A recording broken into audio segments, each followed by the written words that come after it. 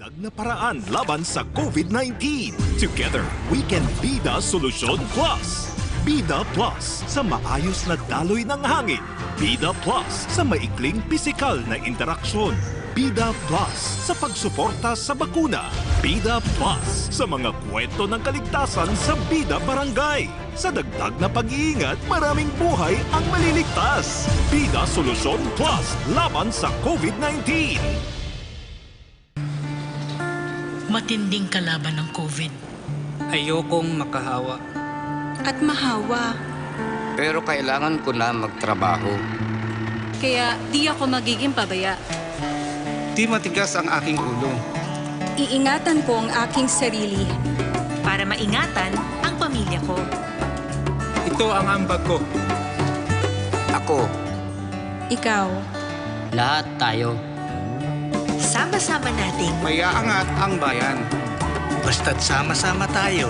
Sa pag-ingat buhay. Para sa ating hanap buhay. Mask, hugas, iwas. Magandang tanghali Pilipinas. Pinulong po kahapon ni Presidente Rodrigo Duterte ang Regional Peace and Order Council ng Region 7, dun po sa Dumaguete City. At itong ilan sa mga mahalagang sinabi ng ating Presidente, bagamat karamihan po ng mga bagay-bagay na pinag-usapan ay confidential. Pero siguro hindi po masama kung sasabihin ko na unang-una.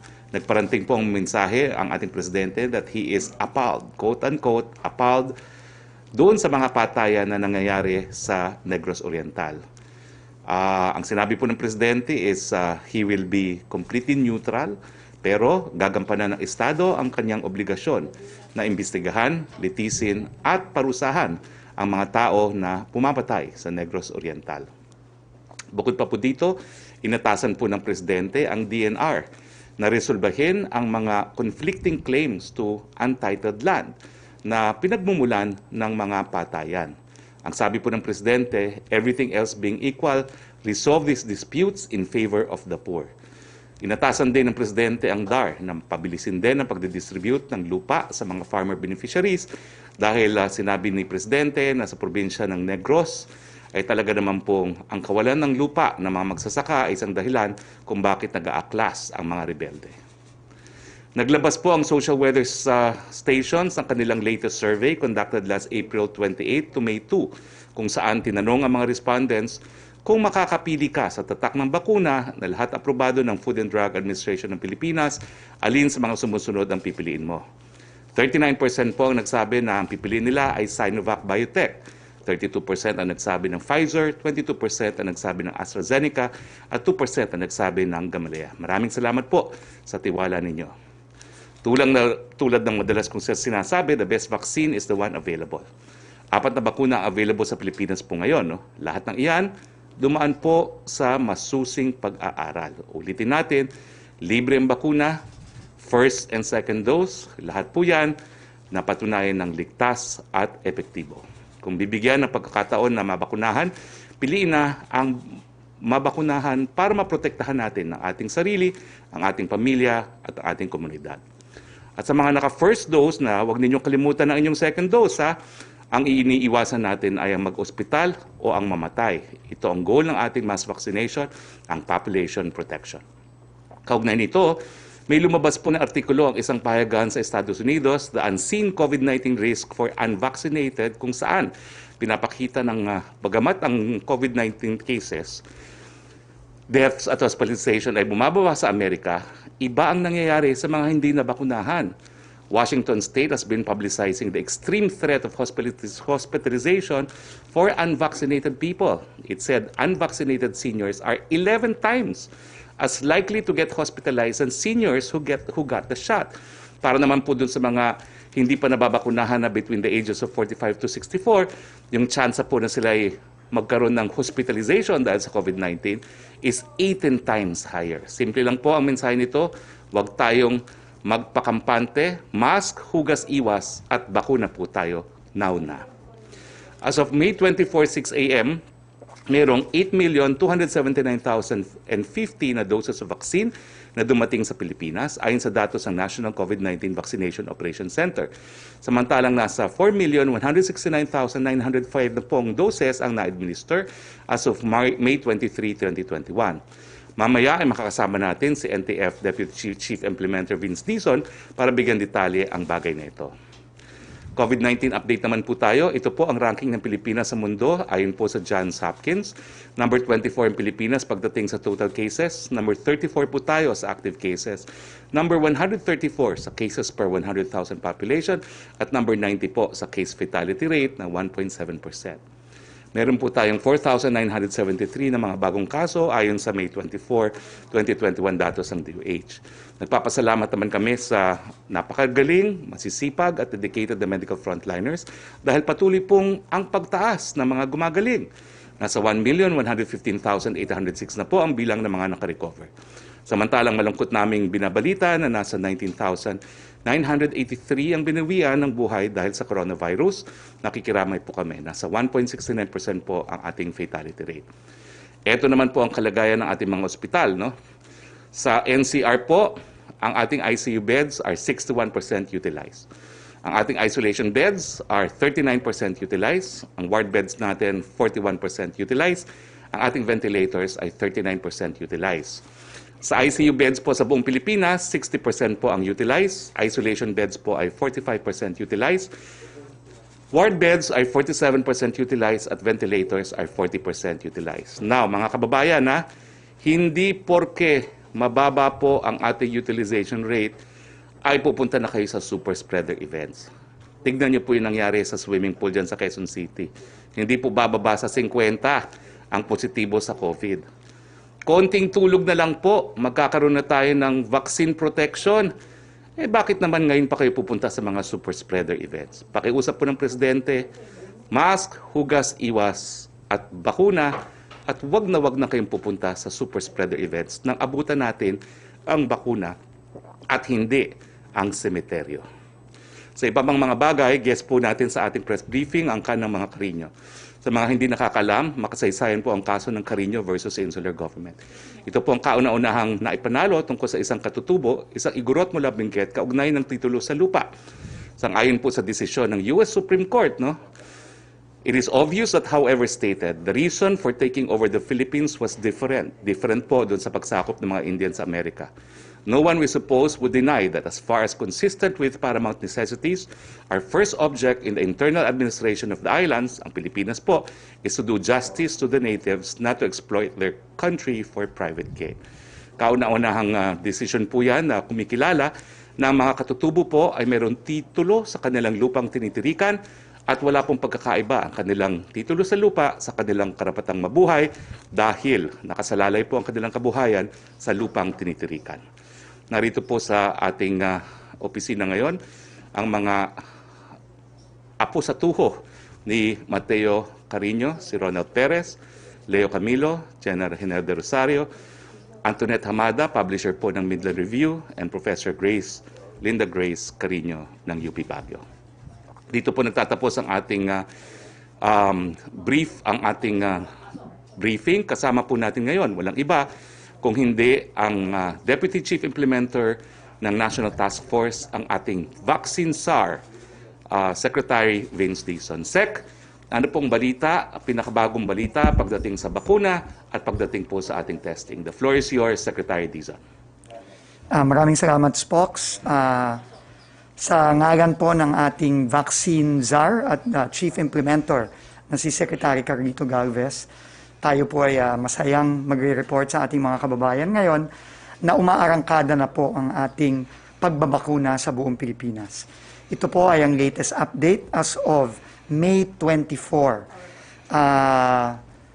2021. Umabot na po ng 4.3 million mahigit ang ating pagbabakuna sa buong Pilipinas. At out of the 4.3 million, mga 3.3 million ang nabigyan na natin ng first dose at halos 1 milyon naman ang nabigyan na ng pati ng second dose. So halos 1 milyon na pong mga Pilipino ang bakunado na po ng buo ng 2 doses. Napaka-importante po nito at napaka napakalaki ng ating pagtaas, ng ating pagbabakuna. Kung makikita po natin sa susunod na slide, talaga pong napakalaki na po ng pag-arangkada ng ating pagbabakuna pang-araw-araw. Nung ating unang linggo po, kung mapapansin natin, ng ating pagbabakuna nung Marso, umabot lang po tayo ng 5,000 kada araw on average. No? Ang pinakamataas nung unang linggo ay 11,000. Ngayon po, ngayong week 12 na natin, 12 linggo na po tayong nagbabakuna, umabot na po ang average natin sa isang linggo ng 166,000 vaccinations in one day. At yung pinakamataas po nating naabot na pagbabakuna ay umabot ng 236,244. Kaya po napakalaki po ng improvement natin at tuloy-tuloy na po ito dahil nga nasabi ni Secretary Galvez, tuloy-tuloy na po ang pagdating ng ating bakuna. Kaya po nagpapasalamat tayo sa mga masisipag nating mga kawani ng Department of Health at sa ating mga local government units na talaga pong walang tigil ang pagbabakuna at walang tigil na pagbibigay ng proteksyon sa ating mga kababayan. Dahil po dyan, tumaas po tayo sa ating ranking sa Southeast Asia. Tayo po ay pumapangalawa sa Indonesia at 4.3 million. Mas mataas po tayo sa Singapore, sa Cambodia, sa Myanmar, sa Thailand at sa Malaysia at sa Vietnam. Kaya po tuloy-tuloy lang po tayo mga kababayan at aasahan natin sa mga darating na buwan, tataas pa ng tataas ang pagbabakuna natin kada araw. At kung titignan natin kada araw, ang Indonesia po ay mga 272,000 kada araw ang nababakunahan. Tayo naman po ay halos mga lampas 170,000 as of May 25 ang nababakunahan. Kaya po, tuloy-tuloy lang po ang ating pagtatrabaho at hinihikayat lang po natin ang ating mga kababayan. Lahat po ng bakuna ay ligtas at epektibo, pero ang pinaka-epektibong bakuna ay yung nandito na ngayon. Kaya hinihikayat po natin ang lahat ng ating mga kababayan na magpabakuna na po tayo. Hindi lamang para sa ating sarili, kundi para sa siguruhan ng proteksyon ng ating mga mahal sa buhay. Maraming salamat po, Spokes. Maraming salamat, Secretary Vince Dizon. Tumuloy na po tayo sa ating open forum. Yusek Roque, first few questions, please. Go ahead. Good afternoon, Secretary Roque and Secretary Dizon. First question from Chris Jose of Remate Online. Reaction po sa survey na isinagawa ng SWS na mas nais ng mayorya ng mga Pilipino ang mga bakunang manufactured mula sa Estados Unidos. Lumabas na 63% ng mga Pilipino ang mas pabor sa paggamit ng mga US-manufactured vaccine. Well, naintindihan naman po natin yan. No? Talaga naman sa ating kasaysayan, ang mga Pilipino ay mas humahanga sa mga stateside. No? Pero ang mensahe lang po natin, bagamat meron na tayong kakaunting mga stateside na mga bakuna, hindi po yan sapat para sa lahat. Kaya nga po ang panawagan namin, meanwhile, nandyan na po yung mas nakakahawa at mas nakakamatay na mga new variants. So, bagamat meron tayong preference sa stateside, unahin man muna po natin ang ating mga buhay, ang ating buhay ng ating pamilya, ng ating komunidad, magpabakuna na po kung anong available. Second question po niya, ano ang gagawin ng pamahalaan para mapansin ng mga Filipino ang mga bakunang gawa ng Japan, United Kingdom, Canada, Germany, Korea at India? Well, doon naman po sa same survey, lumalabas din ang pinaka-preferred ngayon ay yung Chinese Sinovac Biotech. So I'm sure po na yung mga gawa sa UK, mataas din po ang preference nila. Ang AstraZeneca po ay pumapangatlo at 22% at yung Johnson & Johnson ay pang-apat na 10%. No? So ang tingin ko, karamihan naman ng Pilipino ay nais bigyan ng proteksyon ng sarili nila at ang pamilya nila at kukunin talaga kung ano yung bakunang naroriyan na. From Jerome Aning ng PDI, in the guidelines that you will be coming out for the vaccination in the private sector, ang PhilHealth pa rin ba ang sasagot sa indemnification or compensation for serious adverse events or side effects na mararanasan ng employees na tatanggap ng free vaccine provided Nasa by batas their po yan, employer? no? Nasa batas po yan, yung 2021 COVID vaccine law, no? na ang yung 500 million po ay i-administer po ng ating PhilHealth. Gustong magdagdag ni Secretary Dizon? Wala. Okay, nasa batas po yan. Section 10, kung hindi po ako nagkakamali. Thank you, Secretary. Tris Tirada of CNN, please. Hi, good afternoon, Secretary Harry and Secretary Vince. Sir, just first question on dun sa SWS survey, no? So it shows that roughly 60 to 63% prefer stateside vaccines. So with this, is the government actually considering buying more Western brand vaccines if this is what will encourage the people to get vaccinated? Since improving na rin naman po yung global supply ng mga bakuna, or would it already be too late since committed na po most of the orders? Secretary Dizon will answer. Yeah, first of all, I think, thank you, Trish. First of all, from the very beginning, nasabi na ni Secretary Galvez na ang strategiya ng Pilipinas ay magkaroon ng portfolio of vaccines. No, 7 vaccines ang currently nasa portfolio natin para nga masigurado na dahil nga sa limitadong supply ng mga bakuna, kailangan iba't ibang bakuna ang ating bibilhin at o-orderin. Tuloy-tuloy tayo doon. And I think nagiging epektibo na yan dahil nga hindi natin nagagaman, minsan nagkakaroon ng problema sa supply ng isang klase ng bakuna at kung masyado tayong dependent sa bakuna na yon, maiipit ang supply natin. So, portfolio tayo and nasabi na naman ni Secretary Galvez ang mga orders natin kada bakuna. Ngayon, kung yung sa pagpili ng stateside na hindi ko lang alam kung anong ibig sabihin ng stateside. Ang ibig sabihin siguro ay gawa sa Amerika in the Filipino lingo. At makikita naman natin na dito sa mga bakuna dito, mayroong 3 gawa sa Amerika, yung Pfizer, Johnson & Johnson at Moderna. Nakikita naman natin na very evenly distributed ang preference ng ating mga kababayan. I think ang ibig sabihin lang nito is naiintindihan na paunti-unti ng ating mga kababayan na ang pinaka-epektibong bakuna ay yung bakunang available na, regardless kung ano ang brand nito. At naiintindihan na rin ang ating mga kababayan na ang mga bakuna, lahat ng bakuna, ay mapiprevent ang severe COVID disease at mapiprevent ang pagkamatay. So, tingin ko, hinihingi natin ang tulong ng media na tuloy-tuloy lang nating i-educate ang ating mga kababayan at tingin ko sa pamamagitan nun, tataas ng tataas ang confidence sa bakuna kahit ano pa ang brand niya. Dadagdag ko lang, Dadagdag ko lang. Kung inantay po natin yung pagdating ng Pfizer, hindi po tayo makakabakuna sana ng 4.3 million na nagawa na natin ngayon. Kasi ang dumating pa lang po ay 193,000. No? Ibig sabihin po, 4.3 million ang meron ng proteksyon. No? Dahil nga po, hindi tayo nag-antay ng preferred brand natin na gawa sa Amerika. Napakadami pong mga mamamayan ang maliligtas sa seryosong COVID o pagkamatay dahil sa COVID. 4.3 million na po yan. Sir, for my next question, just to set the premise, tama naman po yung understanding namin that the government respects the right to choose. So if ever po, di ba hindi naman po i-announce na yung brand ng bakuna prior to the schedule, then i-disclose po siya kapag babakunahan na yung tao. Then it turns out, sir, kapag hindi po gusto nung tuturukan yung bakuna, what will happen after that? And what will the process be? Will the person go to the bottom of the list, kagaya po na unang napasabi, or kapag halimbawa po ba, pwede kung napatawag na ba na siya, pwede siya bumalik from time to time to check if his or her preferred vaccine is already available?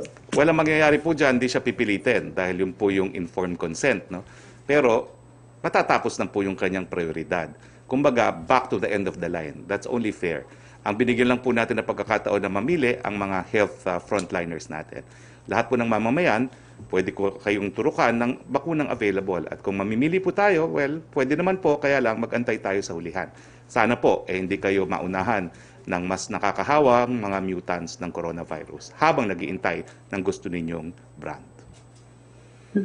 Sir, kanina po na-mention naman ni Sec Vince yung improvement sa vaccination. So just like to clarify, there are improvements, pero tama po ba, these are not yet enough? Because I'm asking because yung OCTA team is saying that the Philippines or the government should immediately target yung vaccination po ng 50% of the population in Metro Manila and 6 other high-risk areas for COVID-19 para po ma-achieve yung herd immunity. I understand yesterday na pag-usapan po natin that ang goal is to inoculate 70% of NCR population by November. But is this doable, sir, yung 50% population of Metro Manila ASAP? And when do you target to achieve this 50% vaccination of the NCR plus population? Maraming salamat, Trish. No? Unang-una, tama ka. No? Hindi pa sufisyente ang nakikita nating mga numero ngayon. Kailangan pa nating itulak pa ng todo ang pagbabakuna. Right now, ang average natin ay mga 170,000 nationwide. Ang target natin ay umabot tayo ng hanggang 500,000 per day. At naniniwala kami sa mga susunod na buwan, lalo na napadating na ang bulto ng ating mga order, very, very achievable yan. Para naman sa NCR Plus, ang goal natin ay bago magpasko, abot na natin yung goal natin na 70%. Ang target dyan per day ay dapat aabot tayo ng 120,000 sa NCR at 200 plus thousand sa NCR plus 8. No? So, wala pa rin tayo dyan. No? Pero, kagaya nung sinasabi natin na pataas na numero, kampante tayo na kapag dumating ang mga bakuna, kaya yang ibakuna ng ating mga LGUs at ng private sector at ng iba't iba pang mga organizations na tulong-tulong natin gagawin kapag dumating na ang bulto ng ating supply. Thank you, sir. Sir, last na lang po, no? Kasi Chedis, mag-discuss daw po nila yung proposed vaccination of 2 students and faculty. Si Chairman De Vera po, sinabi niya that many universities are already inquiring about buying COVID-19 vaccines. Kaya na po ba natin to? Will we be soon capable of doing this? And second question po, pinapatanong lang po ni Mela Lesmoras, tuloy daw po ba yung talk to the people ng Pangulo mamaya? Sagutin ko na lang yung talk to the people. Na-move po muli. It was initially scheduled for tonight, pero mamumove po siya for tomorrow. No? I think the reason po is nakauwi na kami from Dumaguete. Ako, alauna na. No? So, medyo puyat po lahat ngayon, no? Including yung mga tao po sa OP. No? So, Wednesday po ang ating talk to the people. Now, yung question, si Sec Vince, would you like to answer? Yeah. Ched. Well, ngayon nakikipag-coordinate tayo sa iba't ibang mga eskwelahan, kagaya nung ginawa din natin nung kinakailangan natin ng mga isolation facilities. So ano pa, wala pa tayong definite na balita dyan. Tuloy-tuloy lang ang pag-uusap ng DOH, ng NTF at saka ng SHED at ng iba't iba pang mga higher educational institutions. I-update po namin kayo. Alright, thank you very much, Sec Vince and Sec Harry. Okay, thank you, Trish. Punta naman tayo kay Yusek Roque muli. Yes, Secretary, from Sweden, Balado, PTV, for Secretary Dizon, how positive are we that we'll reach herd immunity in NCR before Christmas? Are we on target now? Ilan ang nababakunahan sa NCR to date? I-check ko lang yung mga numero, no? Para sigurado tayo. Pero kung kampante tayo, tingin ko kampante tayo na maaabot natin, no? Lahat ay depende talaga sa supply, pero dahil sa magandang report ni Secretary Galvez, na padating ang bulto ng mga supplies natin simula June, tingin natin mula June hanggang Nobyembre ng 2021, maaabot natin yung 70% ng NCR plus 8. No, yun ang target natin at sa tulong ng ating national government, ng LGUs at ng private sector, kaya nating maabot yan. Second question po niya, Secretary Dizon, makakamit ba natin ang herd immunity sa NCR? What are some things that people can look forward to? Nasagot na natin yan, Yusek Roque, no? Tingin ko ang kagaya ng nakikita natin sa ibang bansa, no? Kapag marami nang nababakunahan, no? Marami nang mga nababakunahan ng 2 doses ng buo, nakakakita na tayo ng unang-una pagbaba ng mga kaso at mas importante, pababa ng mga namamatay dahil sa COVID-19. At dahil doon, hindi na tayo matatakot na magbukas pa ng ating ekonomiya dahil kagaya nga ng paulit-ulit na sinasabi ni Spokes at ng ating mahal na Pangulo, ngayon kailangan na natin talagang ibalik ang trabaho, ibalik ang kabuhayan, dahil importante na talagang buksan natin ang ekonomiya. Dahil dahil ang mga kababayan natin ay simula nang hindi na nahihirapan dahil sa COVID, kundi nahihirapan na sila dahil sa kawalan ng trabaho at kawalan ng kabuhayan. Okay. Question from Pia Gutierrez of ABS-CBN for Secretary Roque and Secretary Dizon. Ano daw po ang guidelines sa bakunahan ng A4 and A5? Paano ma-determine ang A5? Kung magbabase sa 4Ps, paano naman po ang mahihirap na hindi naman 4Ps? Paano ang mga kasambahay? Saan silang category? Well, sa tingin ko po na unang-una, simulan natin yung listahan ng 4Ps. Kasi yan po, garansyado na sila po yung mga indigents. Pero tama po, no, hindi po yan exclusive. No? Yung mga kasambahay, tingin ko po, makukonsider yan as indigents din. No? Meron naman po tayong mga pruweba, no? Required na po ngayon talaga na magbigay po ng SSS at PhilHealth sa ating mga kasambahay, sang-ayon sa kasambahay law, at siguro po yun ang pruweba na po pwedeng ipakita. So this is without prejudice po doon sa iba pang mga hihirap, dahil alam po natin na hindi naman lahat ay nakalista po sa 4Ps. If Secretary Vince would like to add. Opo, sa loob ng linggong ito, maglalabas tayo na ng guidelines. Unang-una tungkol sa A4, yung ating mga essential workers. Para by June, sabi nga ni Secretary Galvez at naaprubahan na rin ng ating mahal na Pangulo, sa NCR plus 8 ay mag-uumpisa na tayo sa A4 vaccination. No? So abangan lang natin sa mga susunod na araw, lalabas na yung guidelines na yan.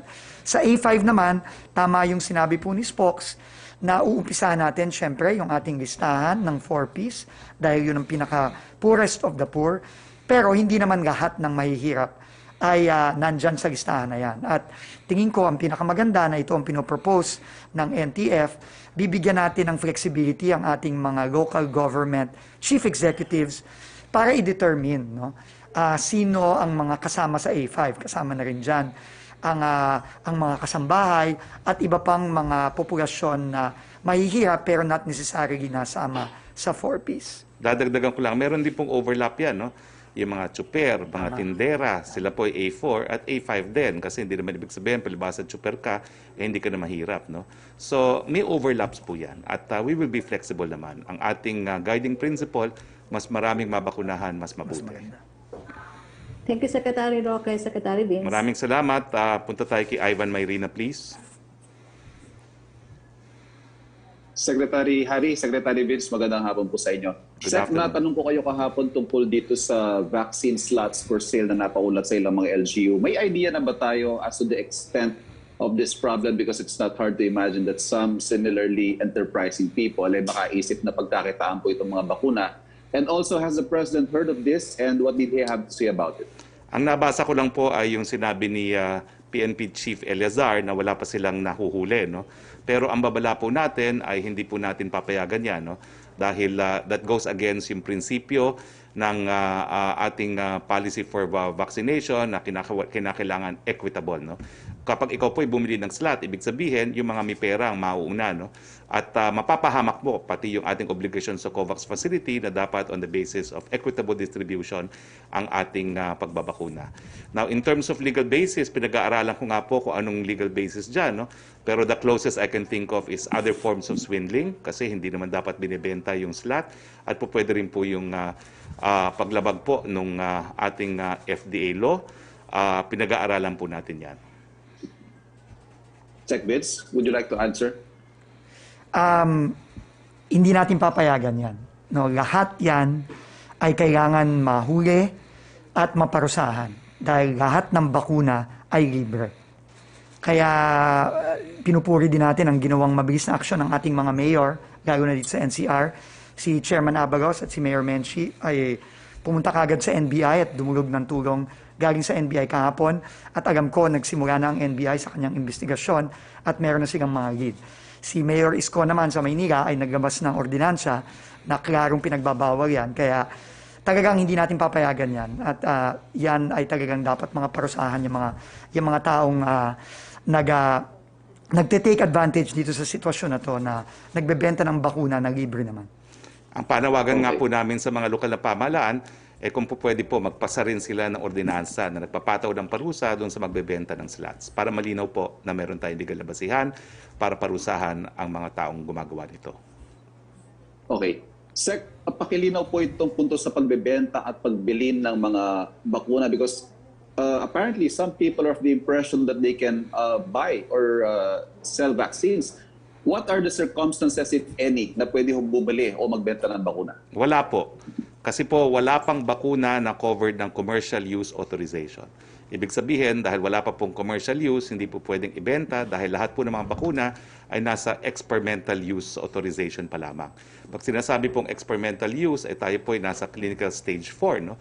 At wala pa pong karapatan na ibenta yan. No? Lahat po yan subject pa sa masusing pag-aaral kung ano magiging epekto nga. No?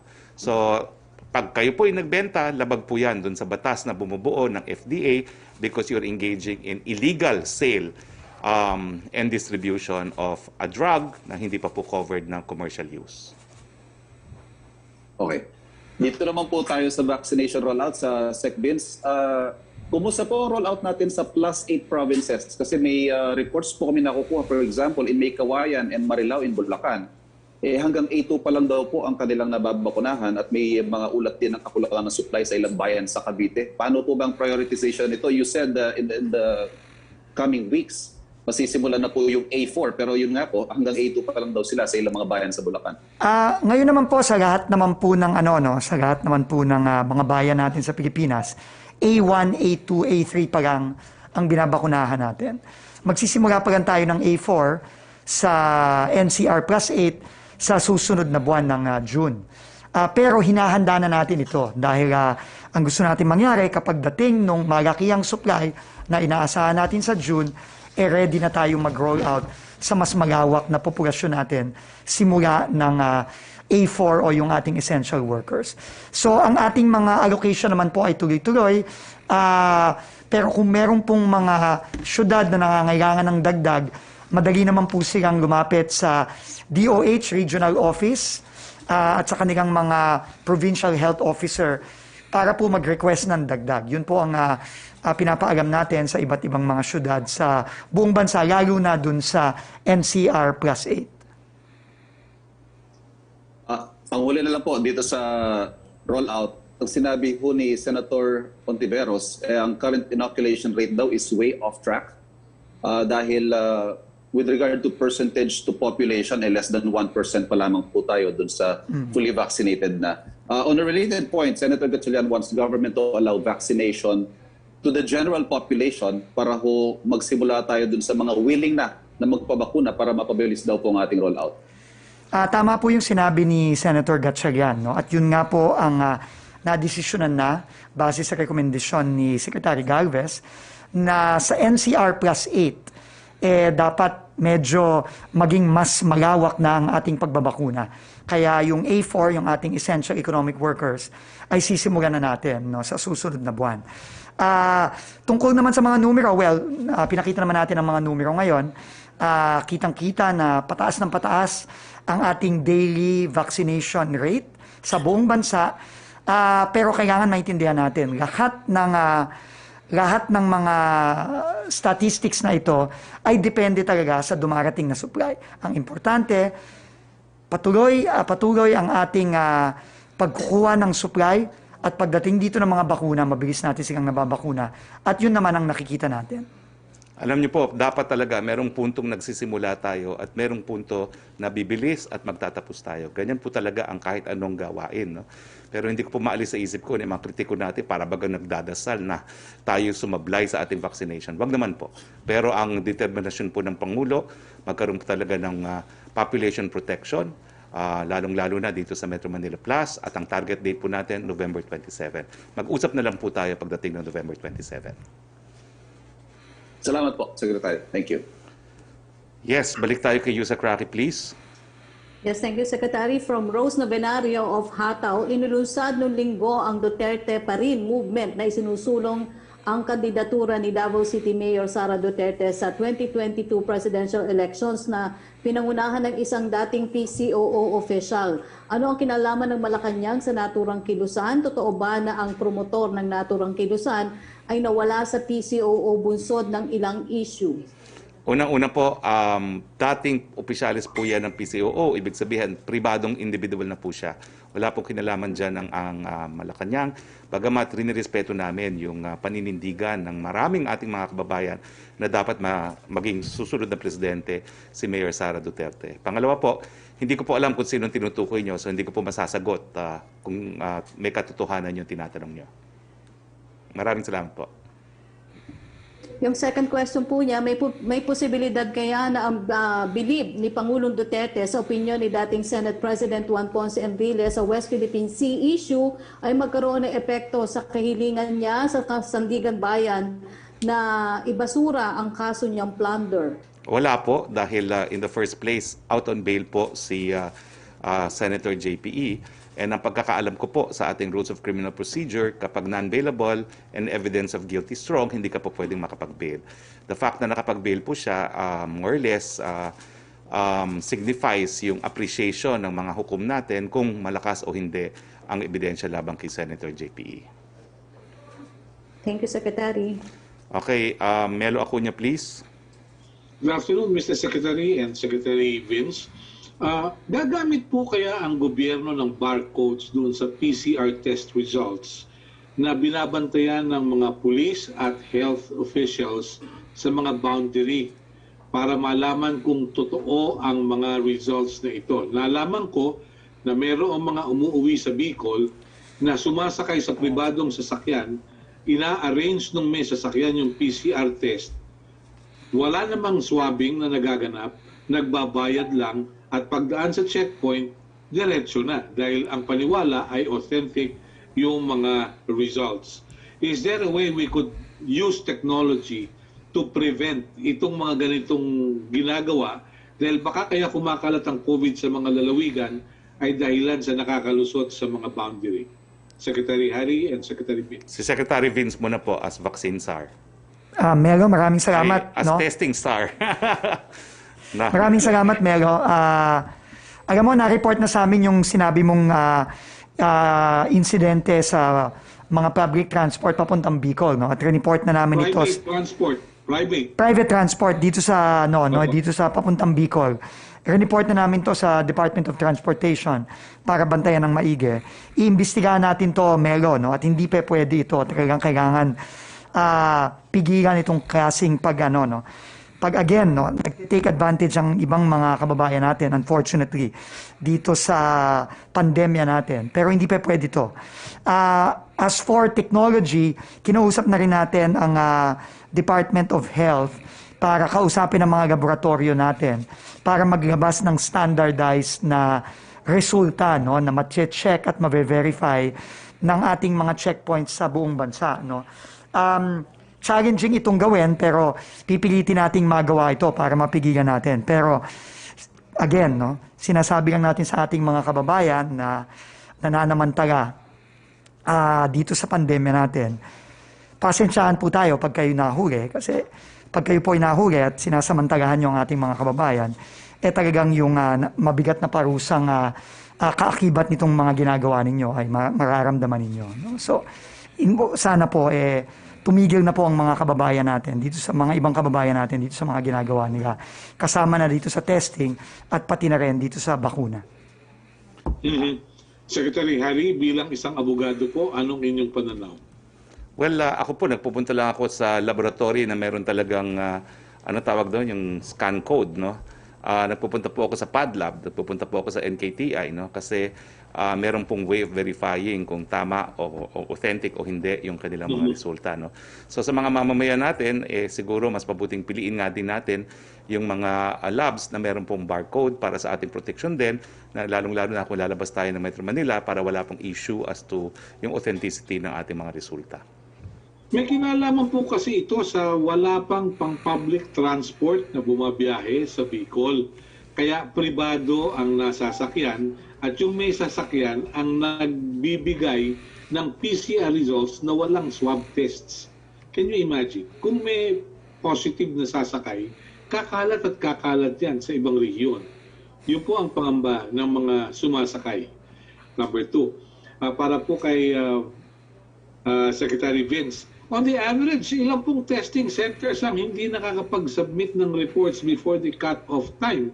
And to which factors would they say na dahilan kaya hindi sila nakakapag-file on time? Dahil baka po kayo sa IATF, hindi makita yung overall picture at maging mali ang desisyon.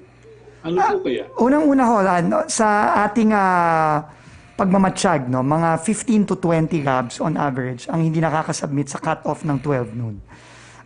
Pero ang importante naman doon, sila ay nagsasubmit lampas ng cut-off at napapasok din sa sistema ang kanilang mga resulta. No? Hindi naman ibig sabihin na kapag ikaw ay hindi umabot sa cut-off, ay hindi na pumapasok yung mga resulta sa sistema ng Department of Health.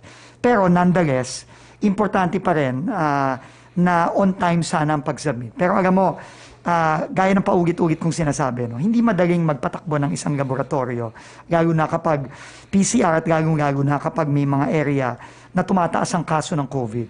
Marami sa mga laboratorio natin ay nagkakaroon ng impeksyon, nagkakasakit ang kanilang mga healthcare workers, ang kanilang mga medtech. At ano din, no, hindi nakakaawa din sila. No? At siguro, pipilitin natin na makapag-submit sila on time, pero binibigyan naman natin sila ng palugat para makasubmit. At intindihin na lang natin yung dinadanas ng ating mga medtech at ng ating mga iba't ibang laboratorio. Dahil ang worry ko po ay baka may tauhan tayo, kaya lang ang problema yung connectivity doon sa centers patungo sa Department of Health dahil sa kakulangan ng internet facilities.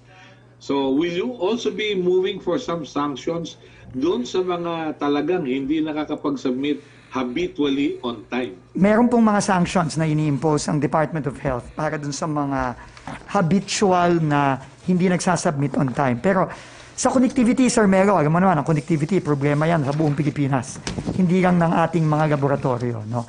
Pero despite that, no, tuloy-tuloy pa rin naman ang pag-submit ng ating mga laboratorio. Pero kagaya ng sinabi mo, yung mga paulit-ulit na hindi nakakasubmit on time, ay ibang usapan yon. No? Kailangan yun ay bigyan din sila ng mga sanction. At yun naman po ang ginagawa ng ating DOH.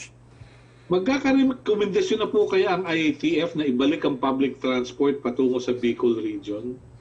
Well, pagbibigay alam po namin yan sa IATF at tignan po natin kung ano maging desisyon. Salamat po. Thank you very much, Secretaries. Maraming salamat, Melo. Punta tayo ulit kay Yusek Roque, please. From Summit Denilla ng Business Mirror for Secretary Roque, ano daw po ang status ng letter submitted by PEZA sa Office of the President requesting for the lifting of the AO number 18? May recommendation na kaya ang economic managers regarding sa nasabing request? Pinag-aaralan pa rin po yan, no? Dahil unang-una, no, yung pulisiya po ng AO number 18 dahil po dun sa pangangailangan na mas pabilisin natin yung pag-unlad dun sa mga probinsya at hindi lang dito sa Metro Manila. No? So pinag-aaralan po yan at tinitignan po kung ito po ay maging align dun sa ating current effort na ma-decongest ang ating NCR at saka yung epekto nga ng pandemya at saka kung ano epekto po dito sa ating yung rationalization ng ating fiscal incentives na nasa create law natin. So sa ngayon po, pinag-aaralan pa po yan.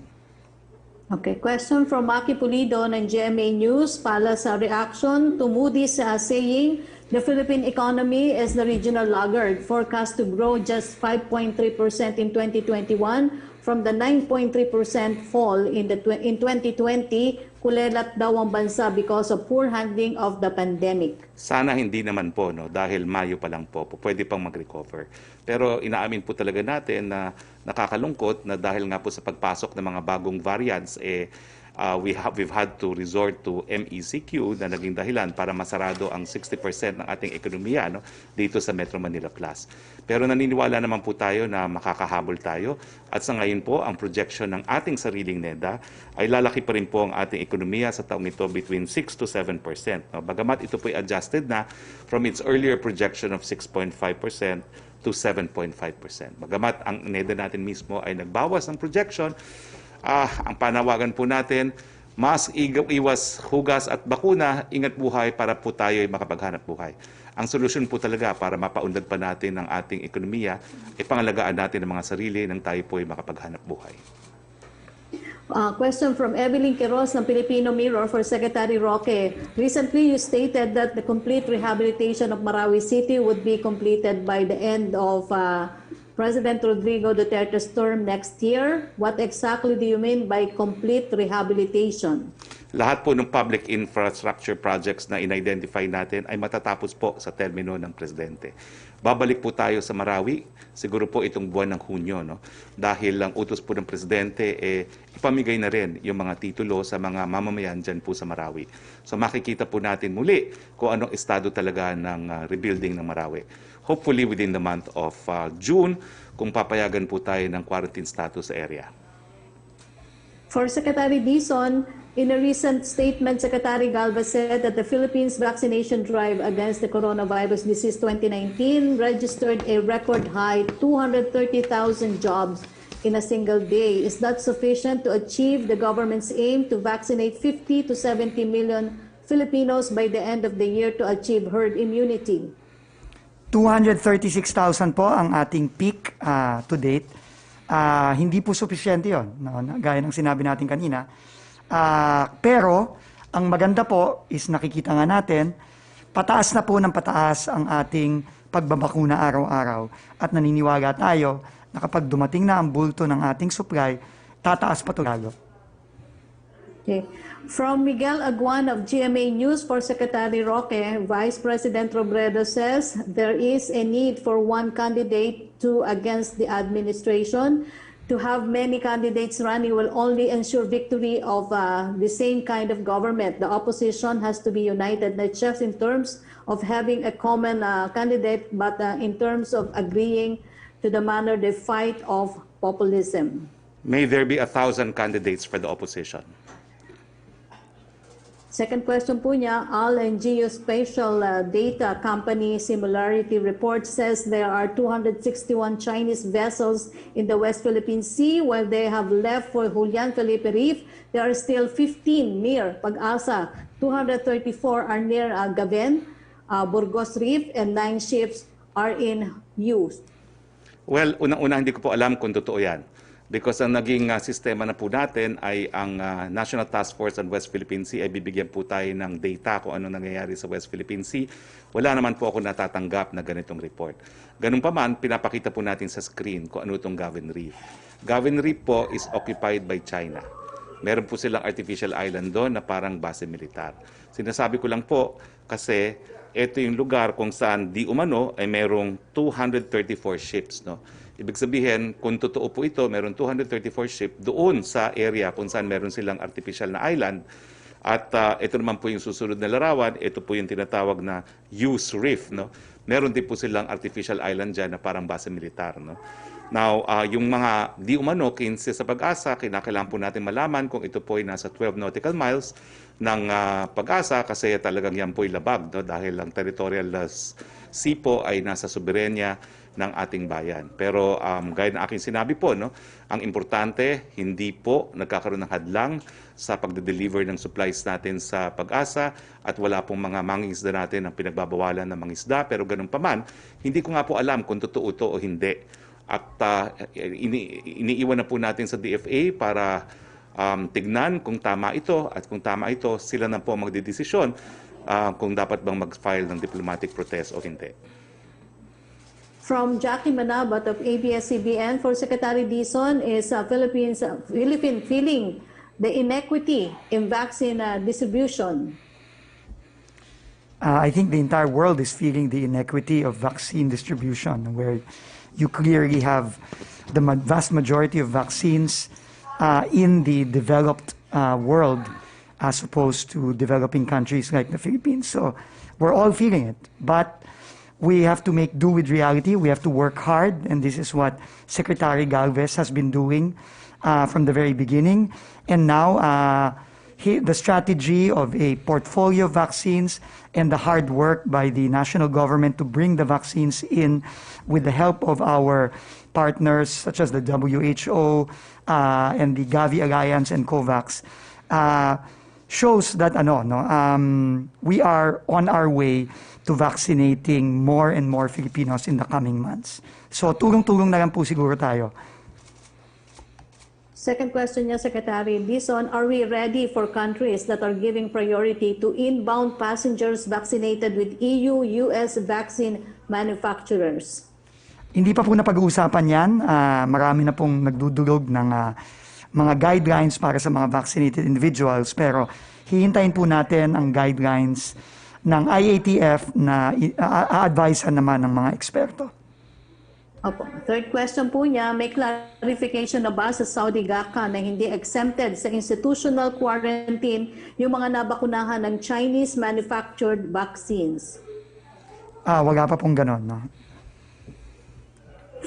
From Kylie Atienza ng Business World, other countries are conducting their coronavirus vaccination in malls, bars, terminals, and other public places where people usually gather. Hindi po ba ito i-consider ng gobyerno? Will the government also offer incentives to encourage people to get vaccinated? Hindi ba mas okay ito instead of requiring COVID-19 vaccination for 4Ps beneficiaries? Kyle, unang-una, ginagawa na po natin to. Nagkaroon na nga ako ng press briefing sa isang Ayala Mall, no, para pakita na doon na nga po natin ginawa yung initial pagbabakuna ng Sputnik V. Pagkatapos po, ina-inaugurate natin yung Giga vaccination facility sa SM MOA. Isang beses naman, nagpunta po sila Sec Dizon dyan po sa SM Ora sa Taguig. No? So, ginagawa na po natin to. Pangalawa po, yung sinasabi na ililink sa 4Ps beneficiary, ako po nagsabi niyan, yan po isang bagay na dapat pag-aralan. Hindi pa po yan pulisiya. Pero ang sa akin po, mungkahi ko yan na pag-aralan at wala naman pong dahilan kung pag-aralan yon dahil kung magkakatotoo po yung 30% lang ang nais magpapakuna, that is one option. Pero ulitin ko po, hindi yan pulisiya pa, minumungkahi ko po yan. Second question po niya, will the President's economic team revise for the fourth time the administration's list of big-ticket infrastructure projects given that the government will be prohibited from releasing funds and hiring of personnel for public works projects in time for the 2022 elections? Hindi naman po itong kauna-unahang taon na kung saan tayo magkakaroon ng eleksyon. Ang importante po ma-commit po yung pondo bago magkaroon ng election ban. At ginagawa naman po yan pag merong eleksyon na mangyayari. Yan po ay nakukommit na at kumbaga binibid out na, sinasubject na to bidding. Although, syempre yung execution ng proyekto ay during the time of the election. Ang bawal lang po ay yung pag-award during the time of the election ban. Sa katunayan po, ang bidding ginagawa pa yan year before. Yan po ang patakaran ever since ng DPWH dahil kung aantayin po yung start of the year, pag-approval ng budget, it may be too late. Ang third question po niya, DENEDA last year said half of the 100 key infra projects will be completed by June 2022 with only a handful of flagship projects being constructed at the tail end of President Rodrigo Duterte's term. Is the admin still confident to say that his 6-year term has indeed been the country's golden age of infrastructure? Si Secretary Vince Dizon din po ang in charge sa flagship project, so siya po ang sasagot niyan. Unang-una, hindi ko alam kung saan nakuha yung datos. No? Pero yung kalahati na makukomplete, mangyayari yun. At sa dinami-dami ng nagawa ng proyekto at natapos na at pagapit na ang pagtatapos ni Secretary Mark Villar ng DPWH at ni Secretary Art Tugade ng DOTR at ng iba pang mga ehensya na nagpapatayo ng mga iba't ibang flagship infrastructure.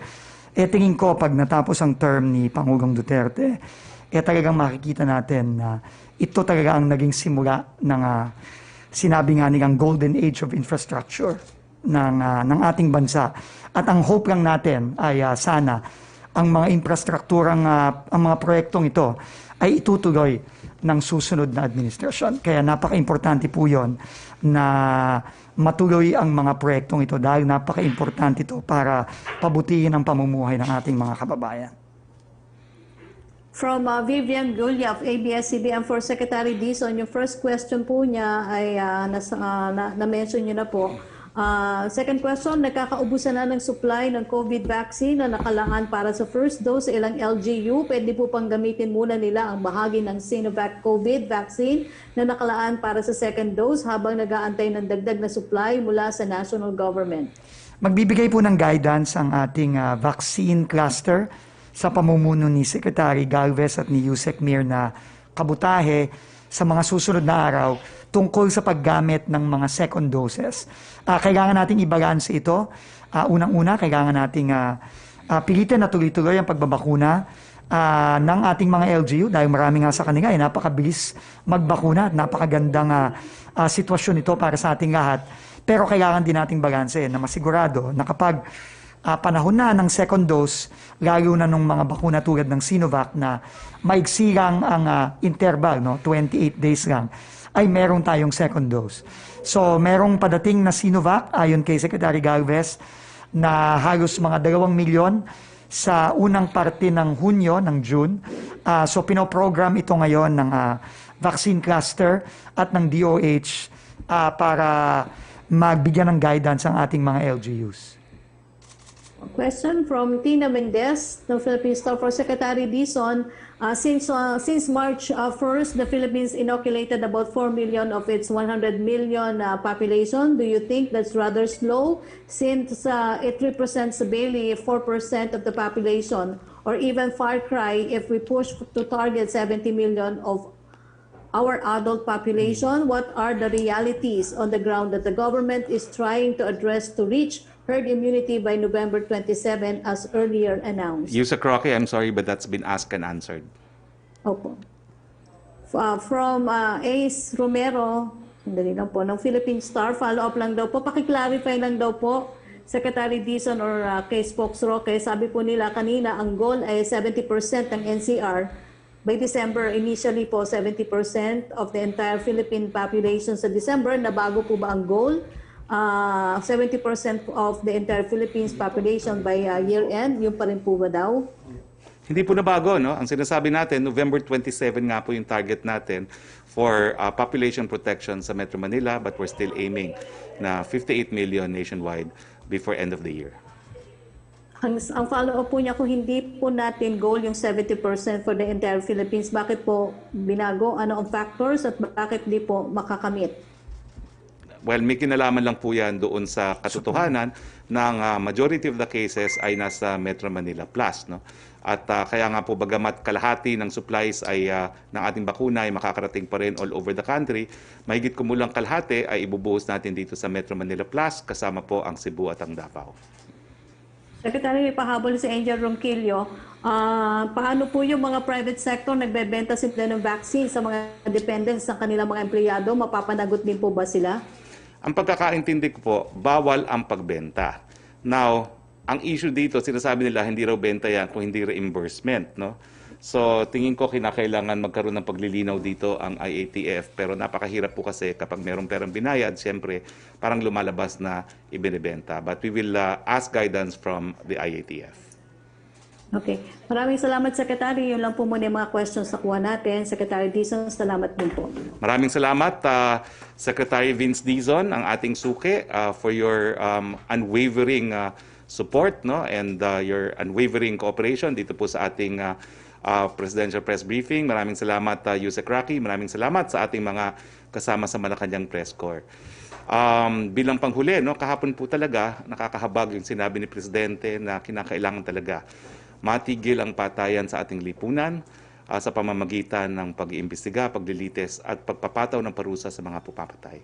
Ganito rin po ang dahilan kung bakit nangangako ating Presidente na magkakaroon tayo ng population protection by November 27 sa Metro Manila and sa buong bansa by the end of the year. Ano po ang dahilan? Dahil pinaka-importante po sa ating Presidente ang karapatang mabuhay. Magandang hapon po sa inyong lahat. Matinding kalaban ng COVID. Ayokong makahawa. At mahawa. Pero kailangan ko na magtrabaho. Kaya di ako magiging pabaya. Di matigas ang aking ulo. Iingatan ko ang aking sarili. Para maingatan ang pamilya ko. Ito ang ambag ko. Ako. Ikaw. Lahat tayo. Sama-sama nating Mayaangat ang bayan. Basta't sama-sama tayo. Sa pag-ingat buhay. Para sa ating hanap buhay. Mask, hugas, iwas. may dagdag na paraan laban sa COVID-19. Together, we can be the Solusyon Plus. Bida Plus sa maayos na daloy ng hangin. Bida Plus sa maikling pisikal na interaksyon. Bida Plus sa pagsuporta sa bakuna. Bida Plus sa mga kwento ng kaligtasan sa Bida Barangay. Sa dagdag na pag-iingat, maraming buhay ang maliligtas. Bida Solusyon Plus laban sa COVID-19.